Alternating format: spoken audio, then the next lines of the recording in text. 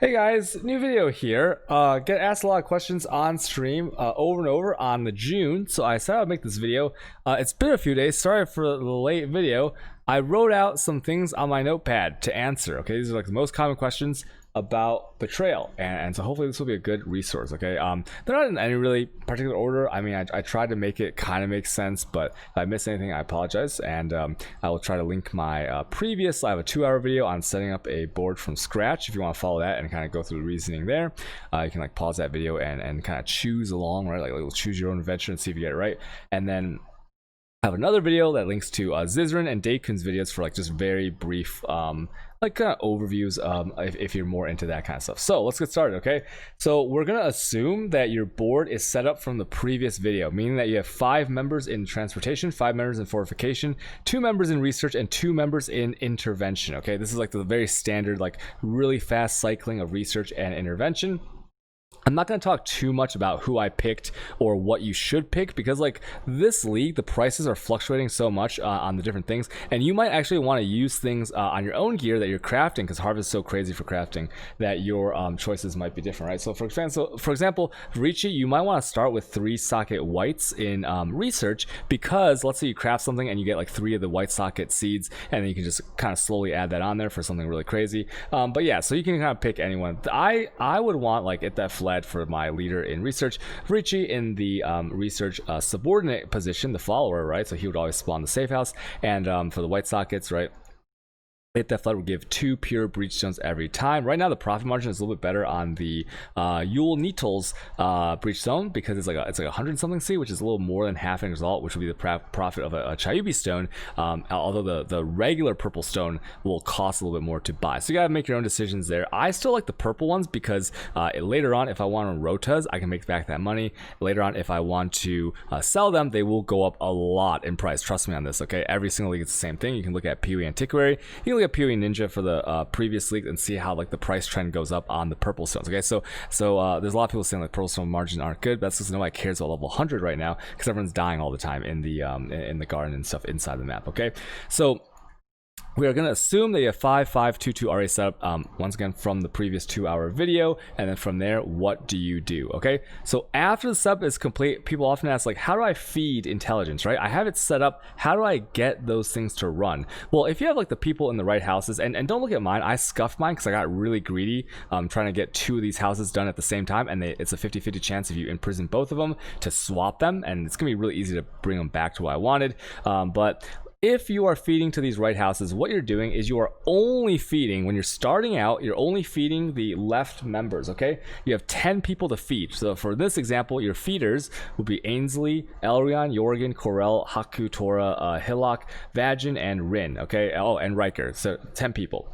And the way you do this, by feeding, it means that you are interrogating them, okay? You're always interrogating. That's the only way that you really should feed. I'll talk about some niche scenarios later, but you are interrogating when they show up in the good houses, okay? Once again, good houses are intervention research. For example, if Elrion shows up in research, right, when you run into the downstairs of the research area, then when you kill him, okay, on the left side it'll say interrogate. He's rank 3, so he's gonna feed 12 intelligence every turn for 3 turns. If he was rank 2, he'd feed 10 for 3 turns, and if he was rank 1, he'd be absolute garbage, and you never feed him, right? An important thing to note here is that, once again, bad houses feed into good houses, and when you're starting out, I would never derank the good house members, okay? Like you'll see me do it sometimes, because it's very calculated in terms of you might have like 1 tick on that guy, so maybe you don't care about a rank 3 as much as you just getting the house done, okay? But when you're starting out, the first like few hundred of these that you do, you should not downrank good members. So for example, I would never downrank Ita Fled, I would never downrank Ricci, I would never downrank Ravicius, and I would never downrank Kamiria, okay? Because when you downrank, what it means is it's removing a star. So as you see, each member here has a set of stars. You can see the stars in the top right as well as in the middle. And what that means is just like 3 is the maximum, and then 0 would mean that they are unassigned. I mean, they can jump around to a random house given the rules from the last video, okay? So feeding intelligence is very important. A quick note about stars, you pretty much always want to feed intelligence if they are 3 stars. For example, you see how my Ainsley is 2 stars? If Ainsley, he's got connectors to all these guys, right? So Ainsley showing up in research or intervention, I wouldn't really feed her because she's rank 2, and when you feed, it always deranks them 1 star. So every time you get intelligence from a rank 3 person, he becomes rank 2, so 2 stars, right? If you feed a rank 2 for whatever reason, it becomes rank 1. Rank 1 is known as like the danger zone, okay? And you never ever want to, general rule of thumb, you never want to downrank a rank 1 person in the bad houses, okay? And the reason for that being is that, let's say that Ainsley was actually 1 star here, and you fed intelligence and she moved from 1 star to 0 stars, she becomes unassigned. And when she's unassigned, she can jump into intervention and research because they're not full, right? Because each house can have full 5 people, and that's really bad because then you got to downrank her again and then RNG it over many missions, possibly if you have bad RNG, to get her back into the house that she's supposed to be in. So never ever downrank bad house members that are at 1 stars is general rule of thumb. And you probably should, when you're starting out the first 100-200 missions, you probably shouldn't even do things like downrank 2 stars, okay? Just be very safe. Let's talk about downranking the stars on good members, okay? For example, let's say, like, just as an example, let's say that like my Gravicious was like back here, and let's say you wanted Gravicious as the leader of intervention, right? Let's pretend he was right here and linked up here. You see how Richie, you don't want him, so people often ask, how do I kick out the leader? Well, the leader gets kicked out when you downrank him. So for example, if I got Richie and I interrogated him, he'd drop out, and then Gravicious would go into the leadership position. That's one way you can do it. Now, if you have your 5-5-2-2 set up, you don't have to worry about 1 stars on the good houses. And the reason for this is because the 2 people in these houses are going to cycle themselves, right? So the way that works is that intervention is spawned by, all houses are spawned by followers, okay? They cannot be spawned by the leaders. What that means is when an intervention, or let's just give research, for example. When you enter a research, Chimera is 100% guaranteed. He is the one that's in the basement, and he is the only one that shows up initially. Itdefled can't show up because there's a line here, and in fact, anyone with a line can show up. So, but Chimera is the one that spawns the house, okay? So, what happens if like you start running things and let's say you like run a safe house and stuff? Itdefled would get kicked out after the safe house. Chimera moves up. Itdefled can't feed the research into Katarina, so she gets out after 1 turn. She looks for a house. She can't join transportation because it's full. She can't join fortification because it's full, and she can't join intervention. Okay, this example is bad because my Gravicious isn't over here, but just pretend my Gravicious is right here in intervention for the purpose of this video. So she looks around, and because a house has to have a follower, right? You can't spawn a house without a follower, so the game tries to always put in 1 follower. There's no follow in research, she goes back in research. So you can imagine doing this over and over again, and the 2 people cycle in and out, in and out. For example, like even if let's say Itdefled was rank 1 and Chimera was rank 1, and you downrank both of them at a time with a division rank down, right? Like sometimes you get an option that says like research members lose 1 rank, right? And let's say they're both rank 1, they would both get kicked out, and they both go right back in here. So as long as you have 5-5-2-2, when you downrank individually either of these houses, no matter what, they will just go back into the same houses, okay? And once again, if you want to kick out a leader, right? For example, in here, if you want to kick out Itdefled, you'd rank down once, interrogate, and then Chimera would move up. She'd move down here, and then come back up into the research right away, right? So it's called a cycle. So this is a 2-man cycle over and over.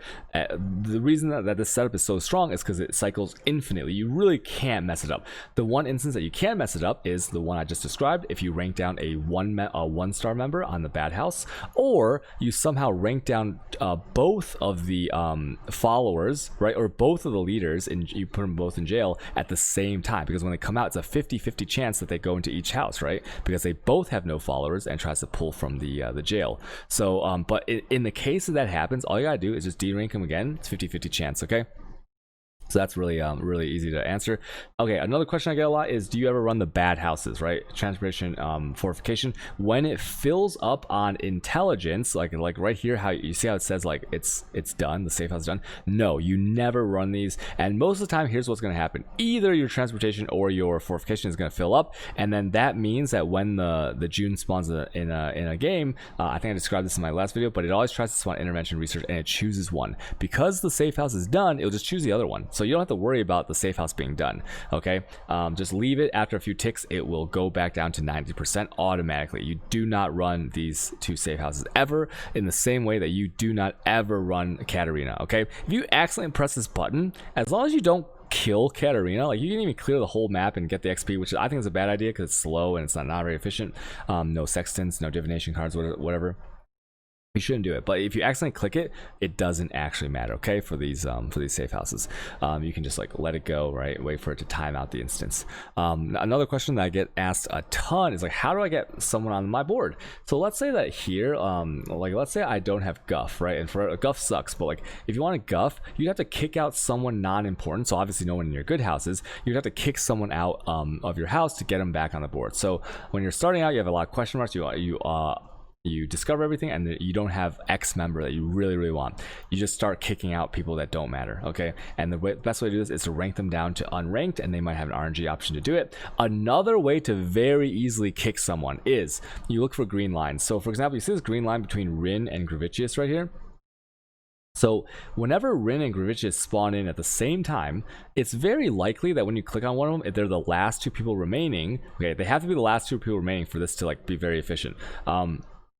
Rin and Gravitius might have an option that says betray. There might be a betray button. If there's a betray button, check both of them. There might be an option to kick one of them out or the other person out, okay? And that's a very easy way to kick someone out. Green line people with green lines are extremely easy to kick out of the entirely out of the syndicate, even if they are like max rank. They don't have to be down ranked or anything. They can be like rank 3 and they can be kicked out, okay? So look for green lines for people that you really want to kick out. You can do that much easier than RNGing it with a unassigned person. Okay, swapping two members. Okay, swapping two members is actually kind of RNG, but it does work a lot. So if members have the same number of stars, so if like, for example, you see like Varici and Kamiria here, how they have 1 star each, it wouldn't matter if they had 2 stars each or like 3 stars each or whatever. As long as members have the same number of stars, they can be swapped their places. So let's say like you really want Kamiria here and you want Varici here. You could wait for an RNG option where like Kamiria and Varici show up at both at the same time. Leave them to the last on the board, and then you can have possibly an option to swap. It won't happen all the time, but it is possible. They just have to have the same number of stars, and because all these people have 3 stars, they won't swap with anyone else, okay? So 2 stars with 2 stars, 3 stars with 3 stars, and 1 stars can swap with 1 stars. Okay, another big question is like, what if I mess up my board? Should I run Katarina and reset everything, or like remove all rivalries? You never remove all rivalries, you never run Katarina. Any board is salvageable, and actually, if you think you mess up, it's even better because you get to practice and you'll gain more lines between the people as you are fixing your board, okay? People ask a lot about the lines and how to make more lines and like which ones go into which. Here is a general rule of thumb, and this is how I run my board. People in bad houses should have no lines in between each other. So you see this line right here, Riker and Corel have a red line right here. You should never have that, okay, under any circumstances. I'm trying to remove that. I have about like, I think like maybe like six lines or something that I need to remove, which is not bad because I have like insane number of lines over here, right?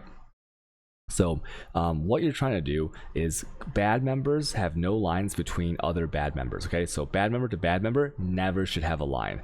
But the other rule is that good members on the right side, okay, should have lines everywhere. Good members should have lines into other good members, and good members should have lines into bad members, okay? So that fits both those rules, if that makes sense. You can kind of work that through your mind.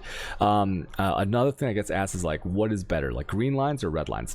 Overall, everything's going to eventually go towards red lines because of the way that the relationships works, right? Because like, how it works is red lines are a rivalry, and what that means is like if Kamiria and Varici both show up and they're the last 2 people on the board, they will always have an option to rank up, okay? Like if the Kamiria's rank 1, Varici's rank 1, they show up, but like right here, I know without even looking that I can rank up Kamiria first, or I can rank up Varici. You can't rank up both because the lore, the way it works is like one person dies in front of the other, that goes back to Katarina, reports the death, and they get a rank up, okay? That's like the lore part of it, but nobody cares about that. So that's why you have to have like 2 members. The reason that like another rule is that like if you have 3 members or more, right, the 3rd and 4th member will always get an option for rank up. So the first person you click and the second person you click, if there's 4 people, will always get an option for rank up. And then when there's 2 people left, this is where this red line rule applies, right? It's like you have to have a red line in between to get a rank up guarantee on those people, right? If you have a green line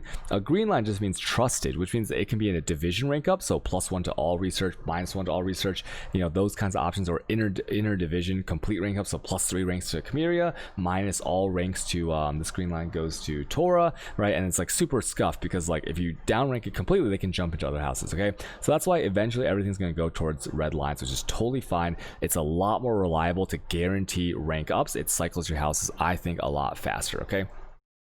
Another thing is that the order of operations, okay? So what you're looking for is first you think, what house am I in? If you see, when you're running the things, if you see it's a good house, you should instantly be thinking, can I feed intelligence to run a tier 3 leader? Okay, that's the only thing you should be thinking about first. Second is you're gonna think, is my person that I want in the leadership position? Because if it's not, and the other guy shows up that's in the leadership position, for example, Richie here instead, you have to kick that person, right? And then after that, what you're looking for is the last 2 people you want to see, can I remove bad lines, okay, between the bad houses, right? The last 2 people left, you want to see if they have a relationship.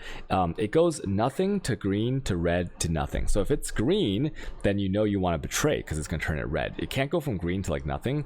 And so from green to red, and then at red you have to encounter those 2 people again, and it'll say neutral them out, and then neutral deletes the line, right? So you gotta go through these orders. It's really annoying, but it becomes easier as you go through it. You'll be better at finding these relationships.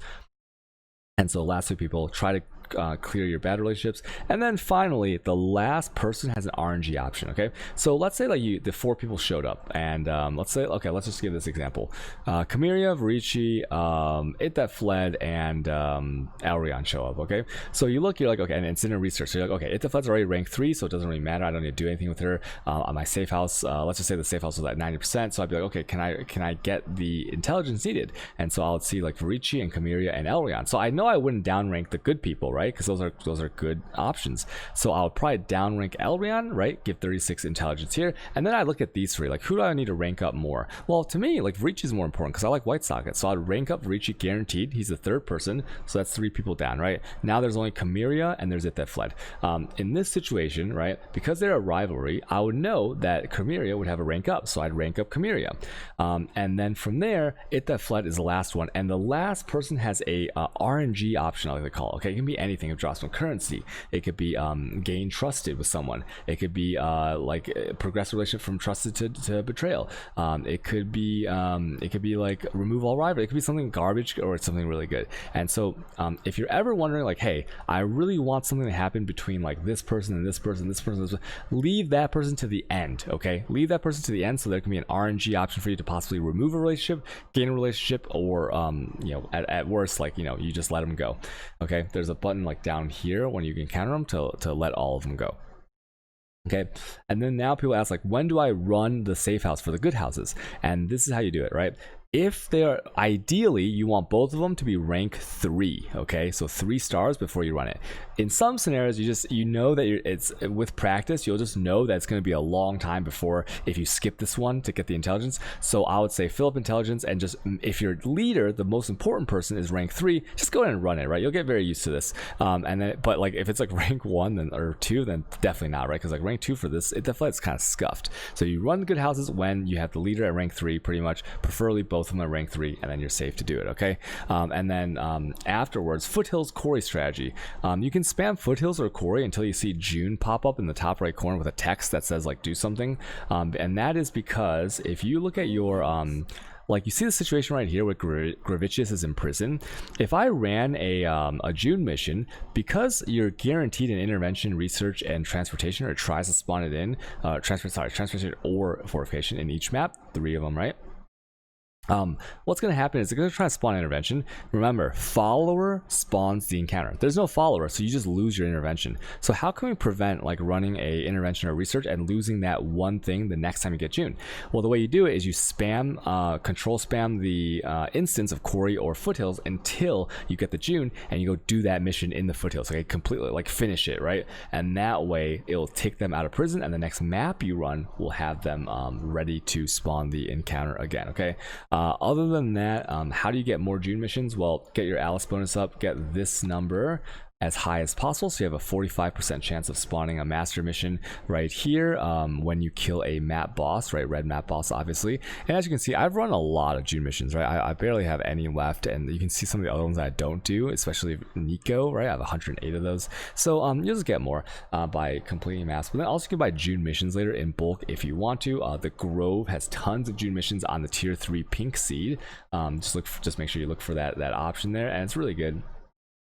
So I hope that kind of like helps you guys out for some of the frequently asked questions about the Betrayal. And so as you can see, mine's like pretty damn good. I have lines coming out everywhere. Like look at my reach, look at these red lines, right? A quick little note, this is like a little bit of theory why people like don't understand like why no lines, because like people always go with the thing that they heard, like, hey, red lines everywhere is good, but that's not true, okay? Because remember what I said earlier, the bad houses, the reason you don't want relations here is imagine a scenario where Corel and Ricci were the only ones on the board, right? And they had a line, right? So meaning like when Corel spawned, you could spawn a Ricci. When Ricci spawns, you could spawn Corel. And then you just add in some random dude like Elrion who's not connected. Well, it doesn't matter, because like to spawn, you need a connector, okay? Or you need to be in the same house. And so if Elrion doesn't have any connectors to the bad person, then that's good, right? Because when the bad person spawns the house, you can never get the Elrion. But if you have a red line, instead of getting a Ricci guaranteed, if the game rolls that many people, you can have a 50-50 chance of Elrion. That sucks, right? Because then it's like a wash. You don't rank up these houses ever, right? You don't feed intelligence into these houses ever unless you can avoid it, or if you can avoid it. And so it like dilutes the pool a lot, okay? So instead of guaranteeing when the game rolls an extra member, getting the good guy to rank up in the good houses, you have a chance of getting a bad person. Now think about the other way. Why do I say like good houses should have lines everywhere? Because think about the same scenario where Elrion is not connected to Corel, but Elrion is connected to Ricci. Well, that's good, because if Corel spawns, you're guaranteed a Ricci if the game rolls it, and if you spawn a Ricci, you're guaranteed like, you know, another person. Maybe you can get 2 people instead of 1, right, to rank him up again. So it's like really good that you follow these rules, and that's probably the most important rule. If you guys have any other questions, I stream every day on Twitch, twitch.tv/qtalk_. You can ask me any questions there. And okay, thanks for watching my video. Okay, bye guys, bye.